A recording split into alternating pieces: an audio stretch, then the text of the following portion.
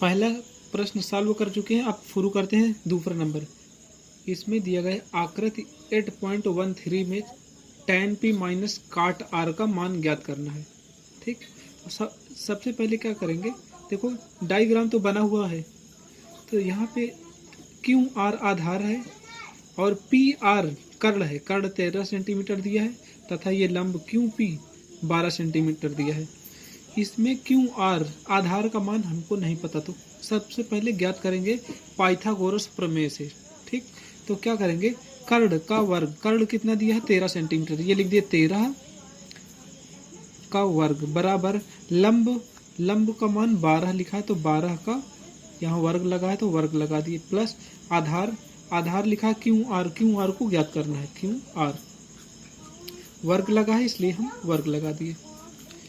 फिर 13 का वर्ग करेंगे तो हो जाएगा 169 बराबर 144 प्लस क्यू आर का स्क्वायर। ठीक है,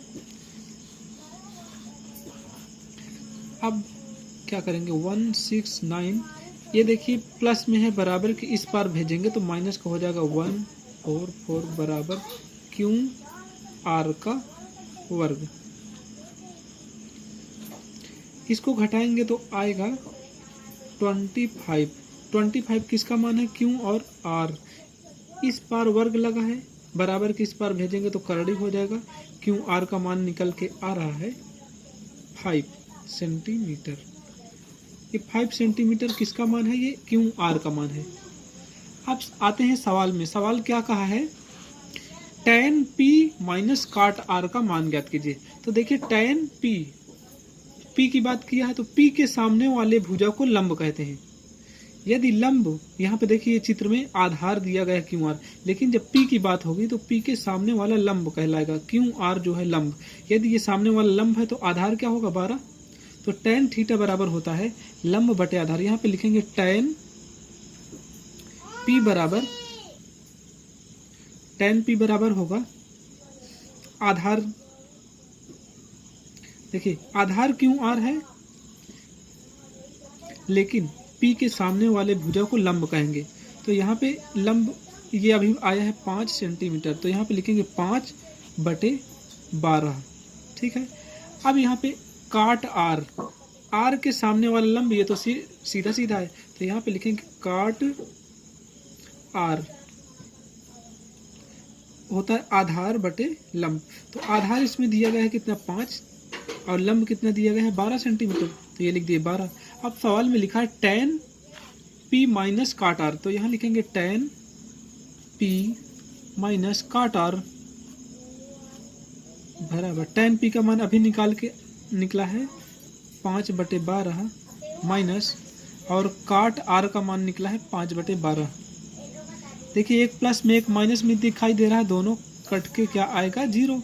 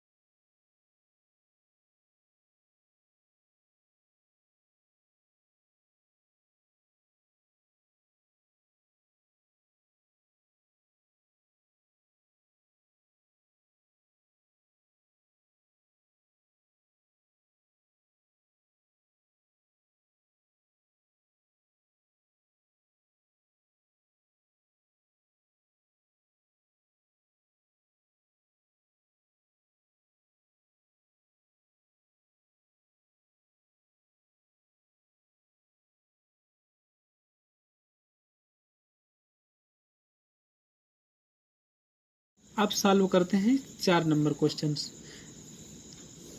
दिया गया है यदि 15 काट ए बराबर 8, क्या दिया गया है 15 काट ए बराबर 8। तो देखिए यहाँ पे 15 जो है काट ए के गुणांक में है, ठीक है। तो यहाँ लिखेंगे दिया है 15 काट ए, तो यहाँ काट ए बराबर क्या आ जाएगा 8, ये गुणांक में 15 है तो 8/15 हो जाएगा। तो यहाँ पे हल में लिखेंगे काट ए बराबर 8, ये गुणांक में 15 था, इसको लिख देंगे अपान में 15, ठीक है। काट ए बराबर होता क्या है, आधार बटे लंब होता है। क्या होता है, आधार बटे लंब, ये होता है। ए और एल से हम दर्शाएंगे। तो आधार क्या है, आधार ए और बी, इसका मान ए के सामने 8 है तो यहाँ पे लिखेंगे 8 सेंटीमीटर, ठीक। एल के सामने 15 दिया है तो यहाँ पे लिखेंगे 15। यदि इसमें सवाल में दिया हो सेंटीमीटर या मीटर तो लिखेंगे, नहीं दिया है तो कुछ नहीं लिखेंगे, ठीक है। अब क्या करेंगे, हमको आधार पता है और लंब भी दे दिया गया है, कर्ण पता करना है। तो क्या करेंगे, पाइथागोरस प्रमेय से हम सॉल्व करेंगे। तो पाइथागोरस प्रमेय का नियम क्या है, कहता है कर्ण का वर्ग लंब का वर्ग धन आधार का वर्ग। मतलब कर्ण ए और सी जो भुजा है वो आधार के वर्ग और ये लंब का वर्ग के योग के बराबर होता है। तो यहाँ लिखेंगे कर्ण का स्क्वायर। तो कर्ण तो हमको दिया नहीं है तो यहाँ सीधा सीधा लिखेंगे कर्ण ए सी से प्रदर्शित कर लेंगे, ए और सी वर्ग है, वर्ग लगा देंगे। यहाँ लिखा है लंब दिया गया है 15 तो ये लिख दिए 15, वर्ग है तो वर्ग कर दिए। आधार है 8 तो ये लिख दिए 8, वर्ग लगा दिए। ए और सी का वर्ग बराबर 15 का वर्ग करेंगे तो क्या होगा 225 प्लस 8 का वर्ग करेंगे तो हो जाएगा 64। ए सी बराबर हो जाएगा 5 4 9 6 2 8 289। यहाँ पे देखो वर्ग लगा था, बराबर की उस पर भेजेंगे, इन दोनों को जोड़ लिए तो आ गया 289। यहाँ पे वर्ग लगा था तो यहाँ पे करली लगा दिए।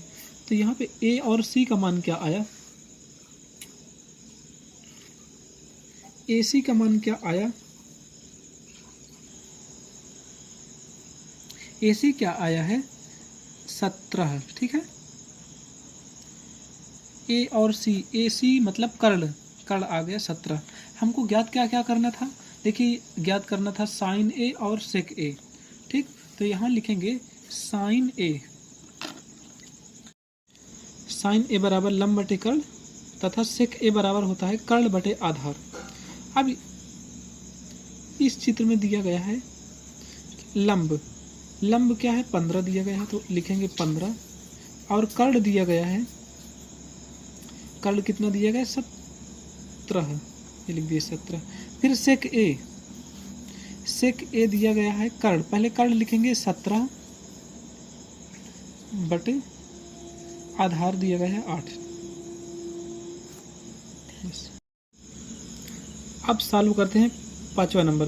देखिए इसमें कह रहा है यदि सेक थीटा बराबर 13/12 तो अन्य सभी त्रिकोणमितीय अनुपात को ज्ञात करना है। हमको दिया गया है सेक थीटा बराबर 13/12, तो सेक थीटा बराबर होता है कर्ण बटे आधार, ठीक, कर्ण बटे आधार। तो के के सामने वाला 13, तो इसको के के सामने 13 मतलब कर्ण जो है 13, तो कर्ण किसको कहेंगे, ए और बी को कर्ण कहेंगे, ये हो गया 13, ठीक। और यहाँ पे आधार के सामने 12 है तो आधार कौन है, ए और बी को कहेंगे आधार, इसको लिखेंगे 12, ठीक है। अब हम बी और सी ज्ञात करेंगे जिसका नाम है लंब। तो पाइथागोरस प्रमेय से सॉल्व करेंगे कि कर्ण का वर्ग बराबर लंब का वर्ग धन आधार का वर्ग, ये नियम होता है। तो कर्ण दिया गया है 13 तो 13 का वर्ग कर दिए बराबर लंब दिया गया है बी सी, नहीं दिया गया यहाँ लिखेंगे बी और सी, वर्ग है तो वर्ग लगा दिए, प्लस आधार दिया गया है 12 तो ये लिख दिए 12 का वर्ग, ठीक। अब 13 का वर्ग करेंगे तो होगा 169 बराबर बी सी का वर्ग प्लस 12 का करेंगे तो 144 होगा। अब देखिए यहाँ बी सी को हम बराबर के इस पार ही रोके रहे, ठीक, और जो 144 है इसको बराबर के इस पार लाएंगे तो हो जाएगा 169 माइनस 144, ठीक। तो ये बी सी यहाँ पे वर्ग लगा है, बराबर के इस पार भेजेंगे तो हो जाए, इसको घटाएं तो आ गया 25, इधर वर्ग लगा है, बराबर के इस पार भेजेंगे तो करली लग जाएगा, तो बी सी का मान क्या आ गया 5। अब इसमें कहा है कि त्रिकोणमिति अनुपात परिकलित कीजिए। कह रहा त्रिकोणमिति में साइन, कास, टैन, काट, सेक, कासेक सब जो आता है। देखिए sine theta, cos theta, tan theta, cot theta, sec theta, cosec theta सबको ज्ञात करना है। तो क्या होता है, एक नियम देख लीजिए, लाल बटे काका, तो ये जो एल बटे के, तो एल से लंबाई, ए से आधार, फिर के से कर्ल, ये पता है हमको।